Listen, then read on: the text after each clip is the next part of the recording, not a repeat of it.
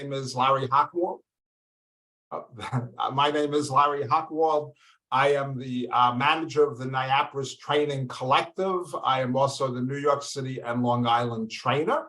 And with me today is David Ferens. He will tell you about himself, but he's our trainer for the middle of the state. I want to welcome you to our community conclusion and participation webinar. It is being recorded, as you just heard. There is one CEU available for social workers, mental health counselors, and CPRPs. A lot of other disciplines allow a certain amount of out-of-network CEUs, so we recommend, if you need continuing ed credits that we are not currently certified for, feel free to get a certificate of attendance.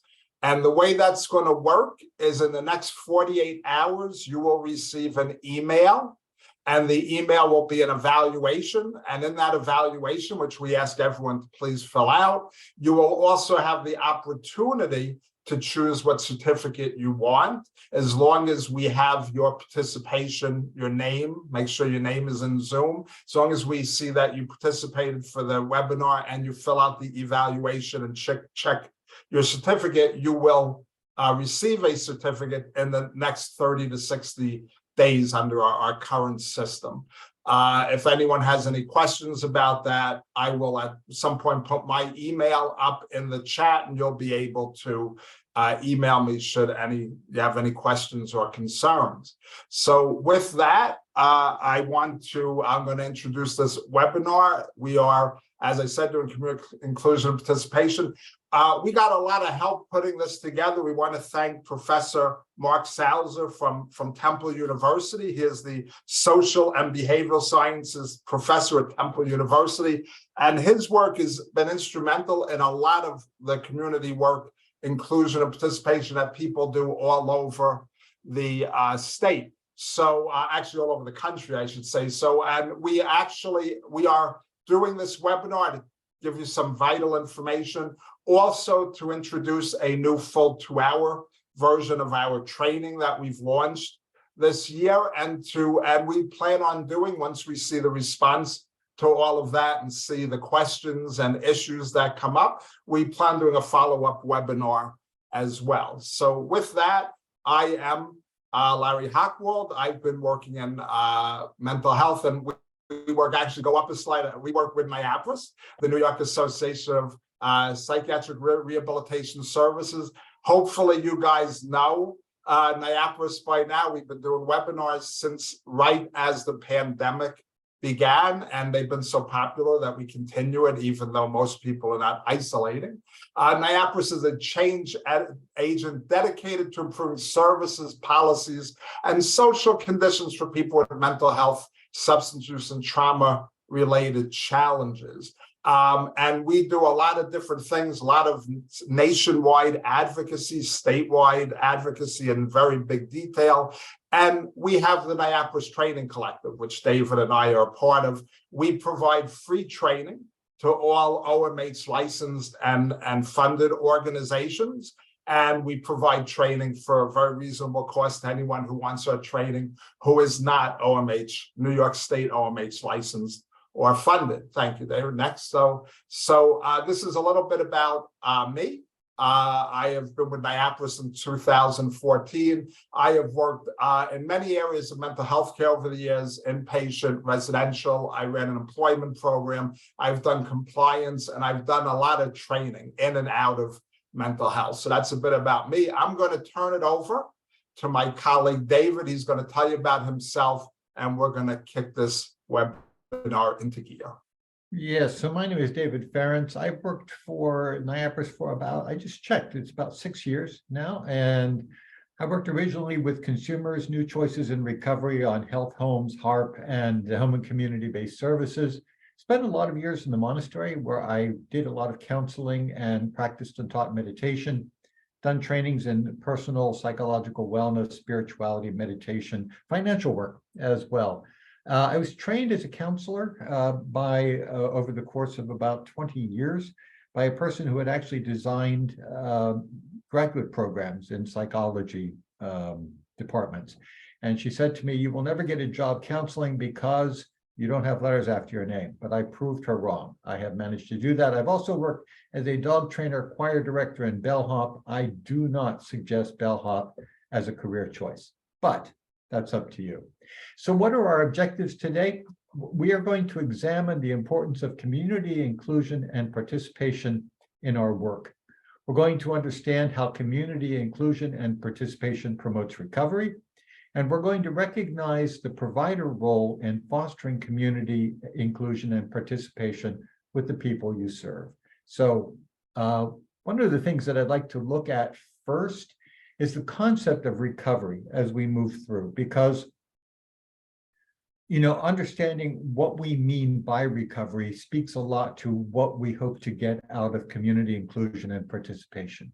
So the recovery paradigm views mental health issues as challenges that a person can grow beyond through the assistance of culturally appropriate, trauma-informed services and natural supports in the process of the person building a full and gratifying life in the community of their choice.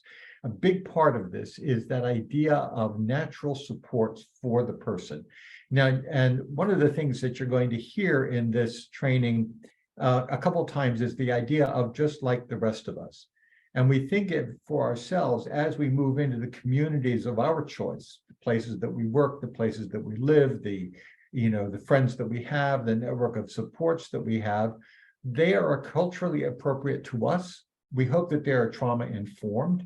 And we recognize that they are, they are what we use to build a full and gratifying life in the communities of our choice as we move forward. So as we talk about recovery, a couple things to look at. One is clinical recovery, and the other one is personal recovery. Clinical recovery talks about the absence of symptoms and the absence of signs of impairment. So what we're talking about then is that a person, for example, dealing with schizophrenia no longer hears voices. A person dealing with bipolar condition no longer has mood swings between depressive and manic states. It may occur in about 68% of individuals. There are studies which show that this is possible. It can take decades to achieve, and it involves people trained in recovery who can support and utilizes a strong self-help component. It really is on the person to a certain extent as to how they move forward and what they do. There's a lot of support that the person receives as they're going forward. What we're looking at with personal recovery is slightly different. Personal recovery refers to a process, and it's talking about reclaiming life role goals. How am I going to move into life? What are the types of things I want to be and do in the community as I move forward? It's not simply that I'm getting well for the sake of getting well. It's I'm functioning in society and in my life in a way which is satisfying to me. May not result in clinical recovery. Person may still be dealing with voices. Person may still be dealing with mood swings. It does involve staff which are trained to believe in recovery. So your role in this is very important still in supporting the person as they move into it.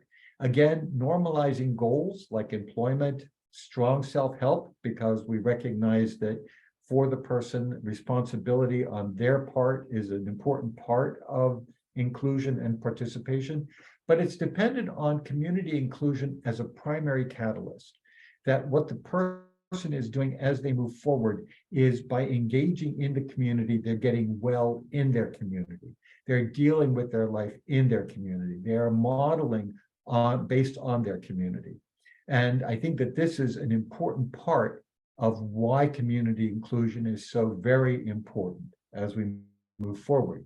So we see that personal recovery depends on the culture of inclusion and participation. Larry, did you have anything to add to that? I don't, but what I would like to do is about this, I would like people to weigh in, if you can throw it in the chat.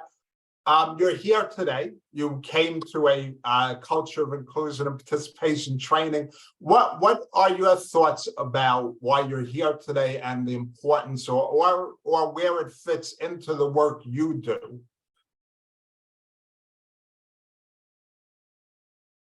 So really want to hear from you guys why you wanted to be at a community inclusion and participation training, and how you feel that's going to fall into the work that you do. It's a great question, Larry. Thank you. Anybody? We'll give you a minute. We know typing is not, webinars are tough. Nobody can just call it out. Right. So we'll give you a minute. And if David, you want to start talking about what you want to say Sure. while we wait for them. So when we talk about inclusion, what does it look like? And we rarely have exclusion these days where people are simply excluded from society or not dealt with. I'm looking to be able to connect and outreach to those who can assist with the clients we serve. Thank you, Kimberly. Yeah. Well, Candace said, I'm an advocate of clients bringing in natural support. So, and we're going to talk a lot about that. That is key to community inclusion. So thank you very much. Candace, yes, we're going to look at religious affiliations, 12-step fellowships. Clinically and personally recovered, yes, those can both happen. As a matter of fact, what we see is that personal recovery can often lead to clinical recovery, that can occur as the person goes forward. It's just that personal recovery is a paradigm which does not require clinical recovery as they move forward. Right, but this is really great because people are telling us what they expected, and so integrate personal and clinical recovery, integrate them. That's going to be key stuff here, incorporating peers into a clinical model. Peers are so important to what we can do with within community integration, family 12-step. People are talking about some of their community integration tools, so that's great. Can you be clinically and personally recovered at the same time, Sharon asked. So I would say definitely. I hope that if you look at what the general definitions of both are, they are not mutually exclusive. I hope what you got from when David discussed that is you can have aspects of one without meeting the criteria of the other, and we want people to go through personal recovery. It's important to note that a personal recovery just doesn't need to have symptoms that are non-existent or highly controlled. Some people's symptoms, they don't find those a big problem in their life. They don't find them getting in the way of what they want out of life. When I started in the field around 1990, we had a medical model of mental health, not recovery. We didn't use the word recovery, and people were supposed to control their symptoms. And the recovery paradigm, as we started with, as David read here, is just that that's incidental. If symptoms are getting in your way, we want to work on those symptoms for your recovery, but you do not have to meet any clinical definition of recovery for you to personally be in recovery. I'd like to learn more about how patients to be productive in the community, training to help us focus on the whole person. I think we're going to get a lot out of that today. You want to chime in with anything, David, or start reading, because I'm yeah, but there's so much, but I think that we're going to be speaking to a lot of this, and it sounds like a lot of people on the webinar are actually working toward this in your own work now, to get people into the community, to get people to be working and to be living, their lives as they wish to live in their communities of choice as they move forward. And I'll be saying more about that from personal experience in the area of Troy, where I live, as a matter of fact. So some of the things that we look at when we're talking about what does inclusion look like, we talk about segregation and sequestering people away from general population. What we saw in, that it assumes clinical recovery. It assumes that you're going to be like the quote, the rest of society, without a problem, without any kind of symptoms running around. This was the philosophy behind a lot of hospitalization. I remember that I was at a major psychiatric institute And I was up and I was talking with one of the clinical directors, and the person told me that you look out here and you see this used to be a farm, and all the people here were, were working on the farm, and we used the vegetables and things that we brought in our, in our cafeteria, and people were being fed with them. And I said, well, yes, that's fine if people wanted to be farm workers, but what if a person wanted to work in a store, or wanted to work in an office situation, or wanted to be in manufacturing? And her statement to me was, well, these people weren't capable of that. They simply could not do that. And what we're recognizing is that segregation taught people how to be helpless in a lot of ways. It leads to self-stigmatization, where the person can see that there's no way that I can fit into society. This is all I can do. And so what we're looking at is that it restricts their freedom. It restricts the person from being able to move forward. And we saw this with racial segregation. We've seen this with segregation of various other sorts, where people are limited and self-stigmatization can take place. And I want to reinforce that there's a lot of self-stigmatization out of the things David said, but we also, as systems, and to this day still propagate a certain amount of stigmatization that we don't want to keep going, such as when I got in the field, we had staff bathrooms and right next to or near other people's bath, as if, we should have our own bathrooms, which it's interesting. David brought up segregation historically outside of just the mental health population. And that's what it's reminiscent of. And we would have we'd have meetings about the futures of people's lives. And we would have everyone in the room, staff who interacts with them, the doctor, the therapist, everyone would be in the room, but the people who we're actually talking about, as if they shouldn't take any part in their care or treatment decisions. So, so this whole idea of not just thinking about community inclusion, but making sure it starts at home, that we have integrated the way we work with people to minimize stigmatization, staff to the people we serve, or the people we serve in self-stigma situations. When we talk about integration itself, it includes people in the community, but not living like the rest of us. So that idea that, for example, a halfway house or community residence, where people are living in the community because that's where the residence is, but they're not really of the community. They are not a part of what's going on in the community. Sheltered workshops, special housing. It sets people apart. The idea of integration in this sense sets people apart, even though they're part of it. Yes, this is a form of discrimination, I believe, Sharon. I think that this is very much a part of discrimination, because we're saying you don't really quite belong here. We're going to tolerate you. And that is the idea of, rather than being welcomed and affirmed and a part of, we're going to say, yeah, you can live here, but know that you ain't part of this. And it can result in self-stigmatization, where people think, am I really okay here? Is this really my community? And the answer is really not exactly. We'll put up with you, but we're not going to make you part of this. Integration, a right that allows in but not of. And we talked about, somebody brought up Olmsted earlier. The Olmsted decision and the ADA, it's a right, and community integration is a right, and requires the government to give people with disabilities equal opportunity. And it is society's responsibility to provide those opportunities. So, society says, okay, you can have housing here and here only. We will provide you with the possibilities for employment in this way. We will provide you with ways to get around in this way. But we are looking at, does that include hiring?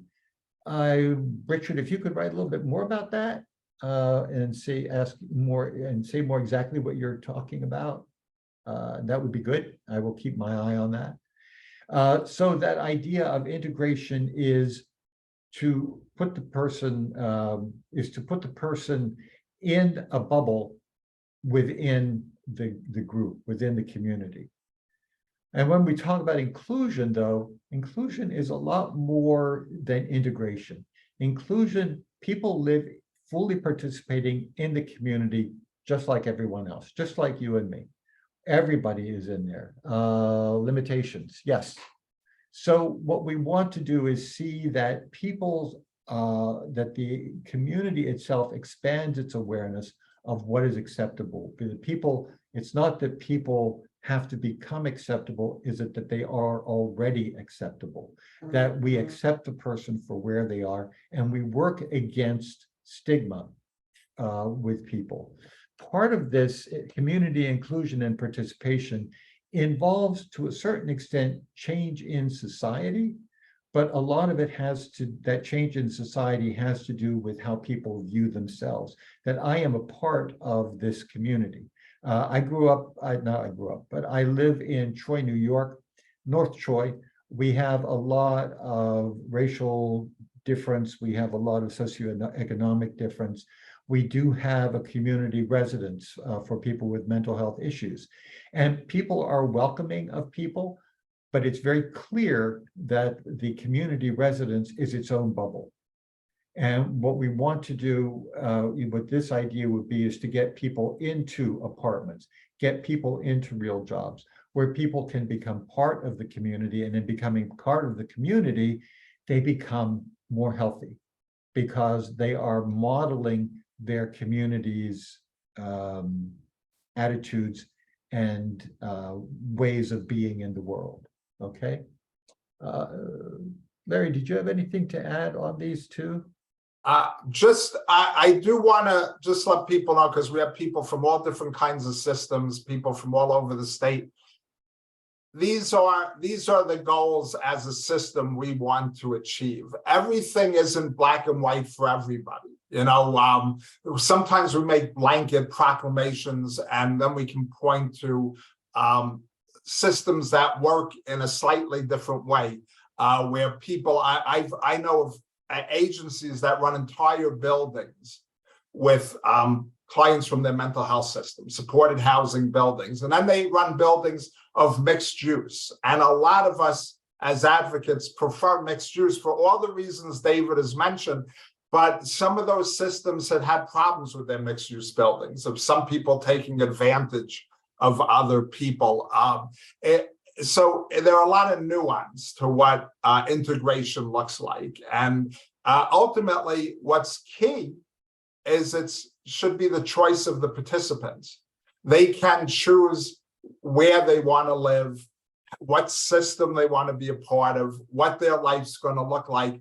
And it's not a bad thing to offer a lot of different options. The key is choice. And until very recently in New York, and even not that long ago in this country, there was very little choice. Even when they started, they brought a case about Olmsted, about the people living in adult homes, that they should live in the community. And they said, let's move everybody out. And people didn't go so quick. They had real problems meeting their numbers. People were not racing to live in the community, because it's not enough to just create a new place for someone to live and say, hey, you can live here now. When we make these choices available, we need the support services that allow people to be able to make that choice realistically. To say someone who lived in an adult home where they didn't do a thing, they don't make their bed, do their laundry, pay their bills, hey, you can go pay for your cable now. You can pay for your rent now. Don't forget to pay your rent. You could have a problem now. It can be scary. So there has to be, if you offer people these systems without the supports to get there, you're not really offering them the systems. You're just making them available and saying, hey, look, they could choose to do this. So there's a lot of nuance here, a lot of layers here. As somebody just mentioned, there's the need to do transition, Sharon said. Absolutely. So it's just, we don't want, if you're running a system and you're having luck with something and you're thinking, wait, is this, now they're telling us this is wrong. There's a lot more to it. If people are happy where they are and this is the choice they're making, we support that. Thank you, Larry. And community participation then is a matter of it being my choice. What do I choose to do to participate in the world, in the community in which I now reside or where I want to be? So again, living and being valued for my own uniqueness, like everyone else. And I encourage people to think as we go through this, what is life like for you? What are the types of things that you look for in participation in the community? Do you only go out with people who are exactly like yourself, with the same issues that you have and the same, most of us work through many different communities. We have our work community, we have our family, we have our friends, we have the people, if a person goes to a 12-step group, you have the people in your 12-step group. If you go to a therapy group of some sort, you have your therapy community. So everybody has all of these things. And you were talking, Sharon, about transitional. We look at providing pathways to go from segregating services into mainstream services. How do we get people from point A to point B? And how do we provide them with the supports, as Larry was talking about, so that the person is able to make this transition with confidence? It's, very difficult to decide to do something that you've never done before and to realize that there is no safety net whatsoever. And I think that's what happened at the beginning of a lot of this work with deinstitutionalization, is that people were simply put out and told, okay, you're in an apartment now, but the person didn't know how to be in an apartment. The person didn't know how to pay rent. The person didn't know how to take care of things. What we need to do is to be able to work with the person to be able to have those. The other one is to live without labels in communities of choice, so that, the community is not chosen based on what I think you are able to do, but to recognize that the community is chosen by you based on what you believe you are capable of doing and what you want in your life. And the idea that we have the right to be independent of the goodwill of others. We don't have to receive charity. We don't have to be taking help from people. We can try to live as independently as possible. And so a lot of times when agencies say, we want to do this with you, want to do that for you, we want to provide this opportunity for you, and the person says, I'm really perfectly fine where I am, doing what I'm doing. I don't really need you to be running my life anymore, or to the extent that you seem to be wanting to run. So we have the person able to be in their lives as fully as they want to be in their lives. Okay. Yes, and I would like to add, because as I said, I've been working in systems for decades. And I just want to point out that even as we've moved to a recovery-oriented, person-centered way of working, our biases enter in all the time. Somebody says, we have a stipend job available, bring it out to your participants. And someone thinks, well, Larry, he can't work. He can't. All the time we decide who can do what, who can work, who can live on their own. And subtly, even though we may say, but I offer it to everybody, the way we present it, the supports we make sure to mention are going to be there. The things that support someone making these transitions, we often unconsciously leave out for the people we're sure can't live on their own. We say it all the time. Larry can't work. Larry can't live on their own. And I got to tell you something. I'm sure some of you who've been in these careers for a long time know we get surprised all the time. Just forget about our work. Think about when you were in school. Now look on Facebook. Well, Facebook, everyone looks like they're having a great life. But if you know these people in real life, everyone you thought was going to be a superstar, they didn't make it so great. And people we all thought, they never said anything. They were in the shadows. They're never going to amount to anything. And they've done phenomenally. The key here is we want to consciously work to treat everyone the same, because we don't know who's going to make it and who's not. We don't know the future. If you do, I would venture to say you wouldn't be on this webinar today. You'd be playing the lottery, and you would be, going to the race. You would be making a lot of money because you see the future. You'd be picking all your stocks. We're here today because we want to do the best that we can for people, and we want to start to think about how we may unconsciously sometimes try to aim people based on what we believe, and it just doesn't work out the way we believe in our own lives, in the people we know's lives, and certainly not in the people that we work with. Thank you, Larry. And some people here are talking, Sharon and Karen and Kathy, talking about supports being ongoing. And we're going to talk about that a little bit. Actually, I'll pop in on that really quickly. We have to recognize that supports have to be real. They have to be what the people can actually use. And they do have to be ongoing. I wear glasses, as you may have noticed. So does Larry. Nobody ever said to us, and this is a support. Without this, you are all very, very blurry. Nobody ever said to me, you can only have the glasses for 2 years. I have the glasses for as long as I need them. If I needed a wheelchair for some reason, nobody would say, okay, you got to be out of the wheelchair in X amount of time. The same thing is true with, supports in work, supports in housing, supports in any other area. What we need to recognize is the person. Yes, Sharon, not everyone needs the same level of support. Not everyone needs the same supports, and not everyone needs supports for the same amount of time.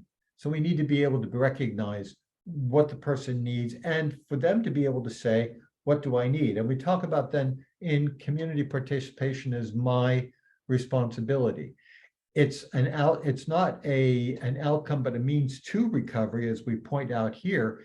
But the person defines wellness for themselves. The person points out, this is what I want to do. It is my responsibility to participate. It is not the agency which says to me, okay, tonight you're going to a movie, tomorrow you're going to go work in the workshop, tomorrow you're going to, the next day we're going to do this.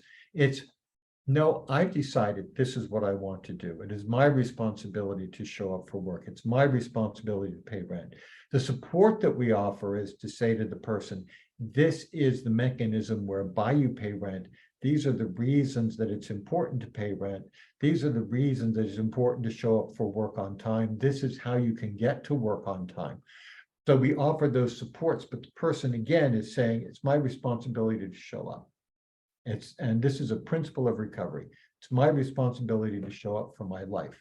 Okay. And, again, when we talk about, thank you, Karen, appreciate that.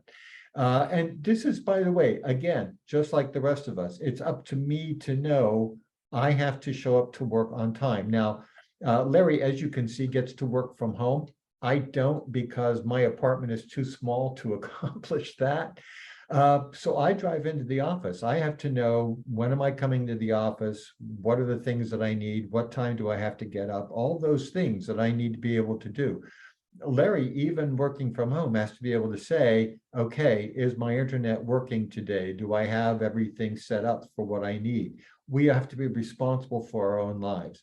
The same thing is true with the person with mental health issue. And I think one of the things that I was in a training yesterday, and I pointed out that we often think of people that we serve, the people we serve with mental health issues. We sometimes think of them as children that we are taking care of. And we have to realize that these are adults, that these are, yes, you will get the slides. They will be as a PDF, Raquel. That people are capable of handling their lives many times, but we have taught them to be helpless. We have taught them, you really can't handle your life. And when people are able to say, when we are able to say to the person, these are ways you can handle your life, here are ways for you to move forward, we see that people are perfectly capable of doing an awful lot more than what we thought, as Larry pointed out. People are capable of moving forward. They're capable of working. They're capable of living on their own, just like the rest of us. Just like the rest. Yes. So some people, Victoria mentioned some people have no choice where they can live, rents are too high for persons on disability. I just want to point out something. It is a very sad fact of life. Rents are too high for a lot of people. It's not just people who may be on a disability income, where the disability income, depending on if they work, could be a decent income. I knew people in my community, residents who had retired, who had very, very good monthly incomes.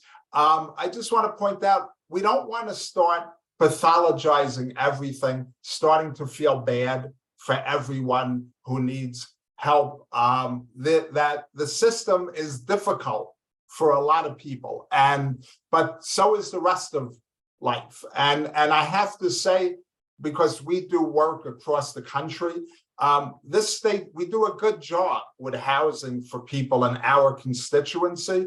Primarily, a lot of people live in very nice places. I've had staff tell me, I wish I lived that way, or I could live in that neighborhood. It says, I just want to say, I don't want to start, turning this into how bad everyone has it.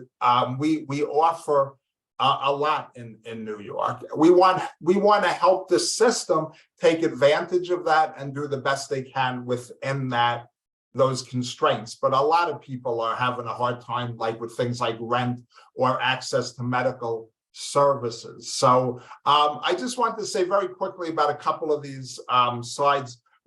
Remember, we're talking about community integration. So we just want to remind people, when we do this work, and we're going to show you some specific ways before you leave here today, how to incorporate this into your work immediately, as well as tell you about some things to do down the road, that we just want to remind people, everything we're talking about can be offered as medically necessary services. And what we mean by medically necessary mental health is that our services need to be necessary for people to improve their life in the ways that mental health issues may be getting in the way of their life.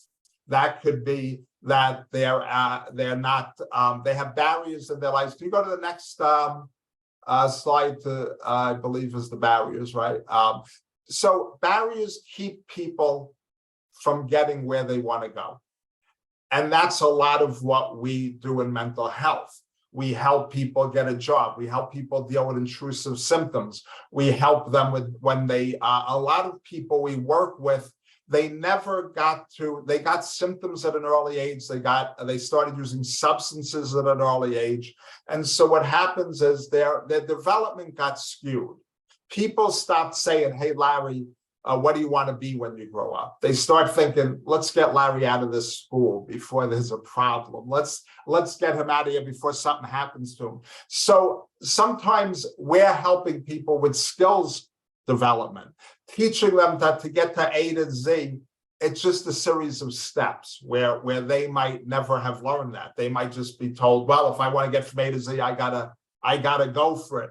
So all of these things are things we get paid for. So our system. So when you hear what we recommend, when you start having questions and thinking, how do I use this in my work?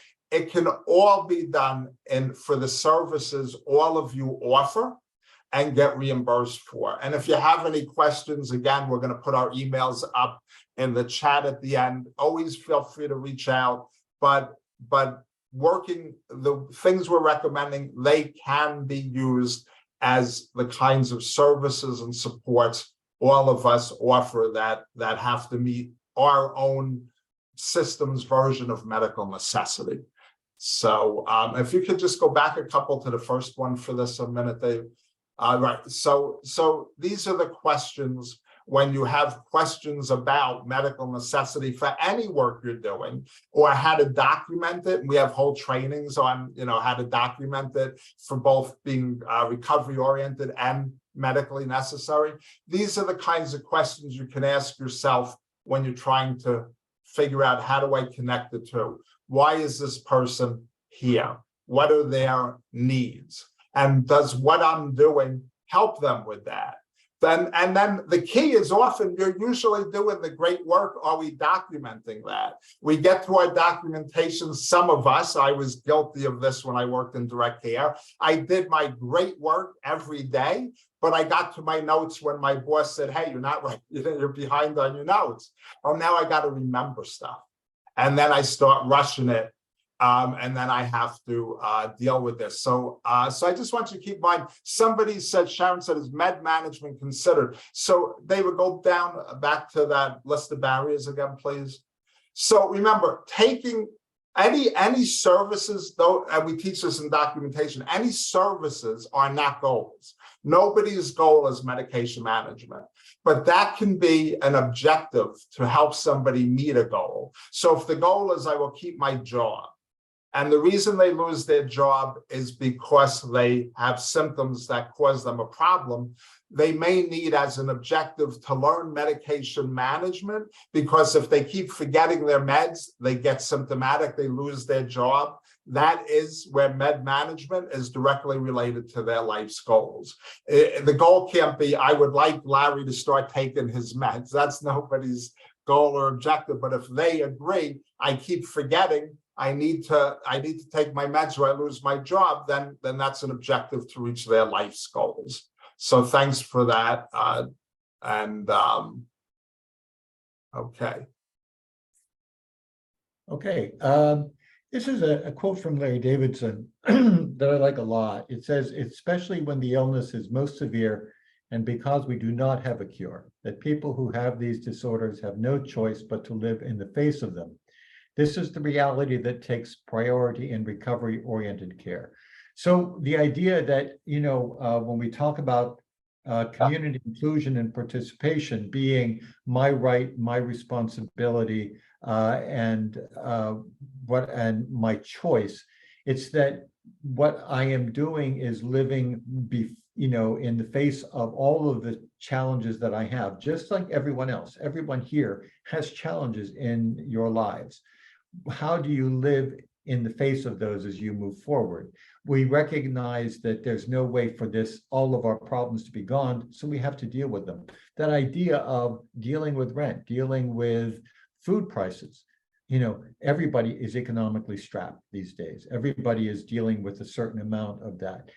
Community, when we're talking about how the person is working toward this, we're looking at not simply the outcomes, but that as a means to recovery. And it means that we're improving the symptoms by providing social support, meaningful activity, sense of belonging. That what we're doing is allowing the person and working with the person and empowering the person to move forward in a way which allows them to improve the quality of their life by living within life. Just as, we improve the quality of our lives by living in life, by working with the people that we work with in our places of business, in the agencies where we work. We take ideas from people, we watch how we interact, we get to know better who we are. This is the same thing that people have the opportunity to do. And the training and the support that we can give to people as they are working with this is ways to allow people to say, okay, I was I was at work, this kind of a situation came up, I'm not sure what to do about this, how can I move forward? And then we can work with the person to figure out what is a healthier way to deal with what you're dealing with. It's not that we dealt with that before and then put the person in the job, it's that the person's in the job, comes up with what's real, what's the problem, and how do we then move forward? So what can we do now? Looking at skills, Irving Rothman says that of non-generalizable skills, it's like taking a person drowning out of a lake, teaching them to ride a bike, and then putting them back in the lake. What we have to recognize is how do we provide the person with the skills that they need to move forward? And again, on-the-job training and the like is so important. Getting the person to have the skills that they need for the actual life experience that they're looking for. And we were talking earlier, somebody mentioned earlier about skills, recognizing that the skills that we provide to people need to be things that they can actually use, and not simply, if a person is going into retail, having skills that will work in retail, not simply, okay, this is how we have a pretend store here at the Pros, and we're going to do something with that. No, get the person into a store. Let's figure out what you need to do. How do you run a cash register? How do you make change? All those types of things. Some of the core values on person-centered planning: commitment, conscious resolve, openness, willingness, and flexibility. We care about the person. We develop those relationships with people. We're open to assist in their struggles and to be a parent, to be working directly with them. And we're creative and flexible and open. Yes, you will have a copy of this. It will be posted. So we're trying what might be possible, looking at the different possibilities as we move forward to be creative in how we are dealing with people as they move forward in their lives. Kimberly, I definitely feel that building their confidence can tremendously improve them to push further and bigger things. Yes, the idea that one of the big things about recovery is, do you have people that believe in the person? Do you believe in this person that you're working with? People borrow things from us to be able to work on in their lives. One of the big things when I came into this job was people telling me, we believe you're capable of handling this job, when I was, having difficulties and moving forward. The belief that I gained from the people that I work with was instrumental in my being able to move forward. So when we look at supporting people in developing their goals and goal planning and natural supports. I just want to say one thing real quick, David, if you can go back to the one right before. We discussed before about sometimes that unconscious bias we have towards an individual, and we're talking about it being unconscious. How do we deal with that? How do I make sure that I'm giving everyone the best I can give them? These core values, that's why we put them here in this particular training. When we consciously observe these values, it often keeps us on track with an individual. It reminds us, all right, I may not think he's most likely to succeed, but these are the things I can do to make sure I'm doing the best job I can to help them succeed. Thank you, David. Yeah, thank you. And Sharon, yes, part of it is helping people recognize their skills. When I first wrote my first resume, I didn't put public speaking on there. Never occurred to me that that was a possibility, that somebody would value that. It took other people to say, you do public speaking all the time, and you're good at it. So some of the supports that people find useful, first of all, supportive people. Somebody said in the chat, having people who believe in people. Bringing people to opportunities. A lot of times people are not, the questions that they have might be, where's the bathroom? How do I go to the bathroom? How do I run the computer? How do I do this? How do I do that? And for us to be able to offer, specific assistance and supports in the things that people need from their perspective all the time. Offering tools, memory aids, an alarm clock. If a person has been in a situation where they haven't been working, they've been living in a community residence, there hasn't been a time when they had to show up for anything except for meals, they may not have an alarm clock. If a person is coming out of a situation, a person who has been in prison or in a mental health situation in an inpatient setting, the person may not, in fact, know how to work a cell phone. So to be able to offer those possibilities to people so that they know how to do the things they need to do, and to be able to move out of their comfort zone into new things. We all need supports to move out of our comfort zones as we move forward. And just very quickly, some of the questions to help explore goals. What are the things you enjoy doing most? Being able to talk to people. When we talk about participation, what are the things that you value in life? Belonging to a faith community, we talk about that. Going to a 12-step meeting might be very important. And like I said, it might be that a person chooses to live in a place where they have access to several meetings that they really like, or access to their church. One of the things that was important to me when I moved to the apartment that I have now is that it's within walking distance. It's a long walk, but it's within walking distance of my parish. When have you been happy in the past?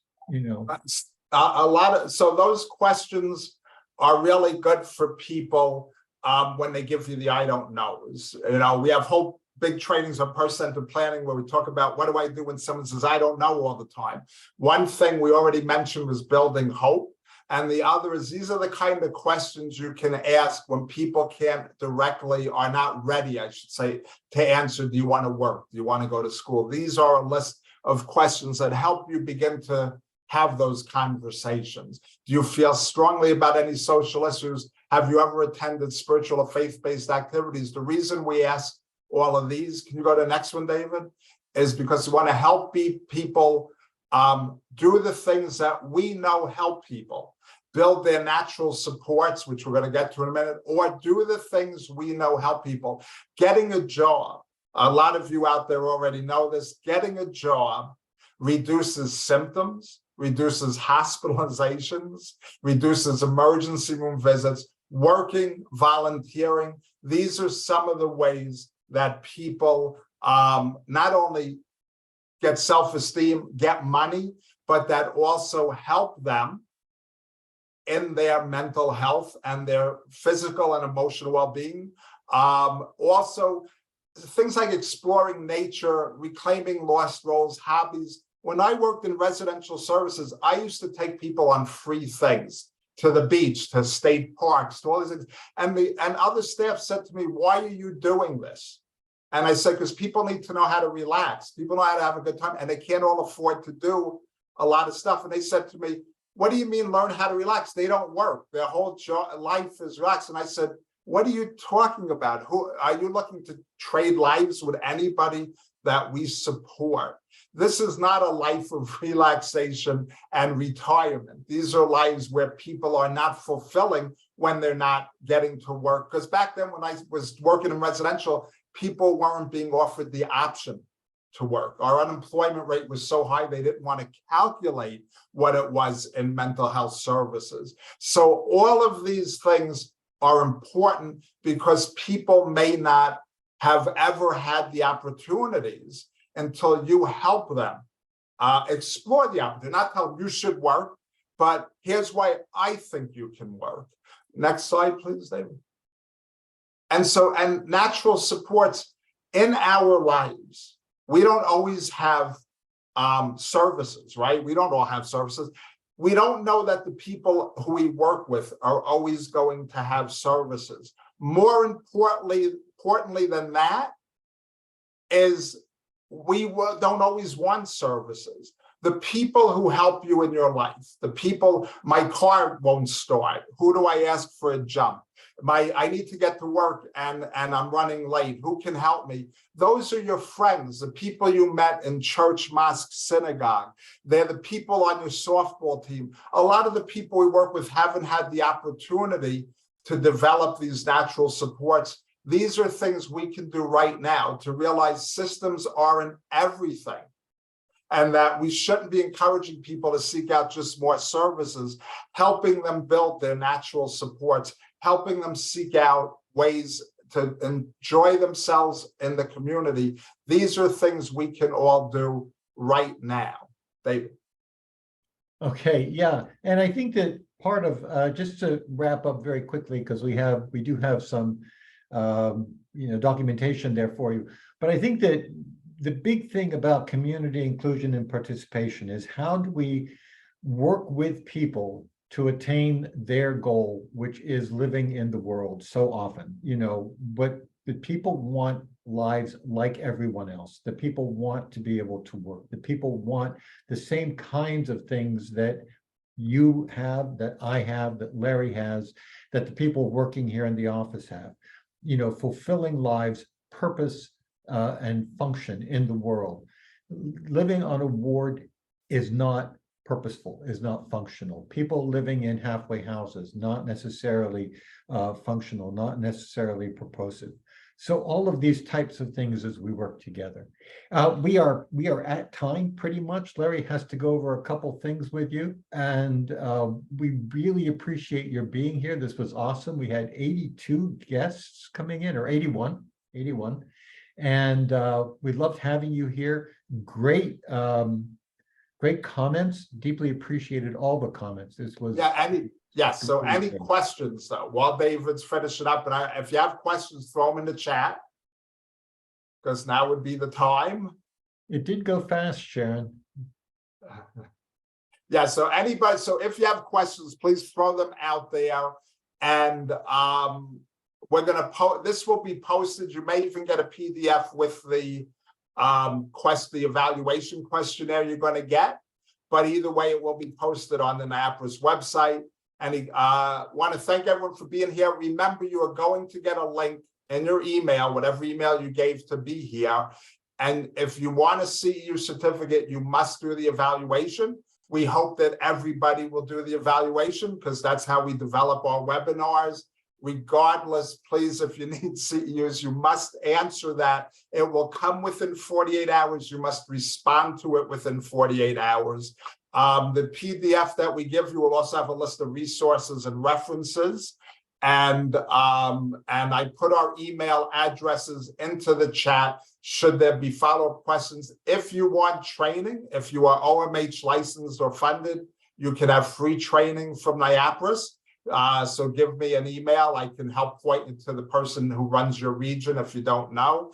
If you know you're in David's region, I know a lot of you are here, feel free to email him directly. If you're at the top of the state, I'll put you in touch with Rob Statham, our trainer up there. Thank you guys again for all this wonderful participation, for being here today, for making these webinars so very successful. And I want to thank you to everybody, and please look out for that link so that you get your certificates. And I liked, Lori, I really appreciated your comment. Don't take my glasses. That's right. You know, we need to offer those unlimited supports to people. Yes. Okay.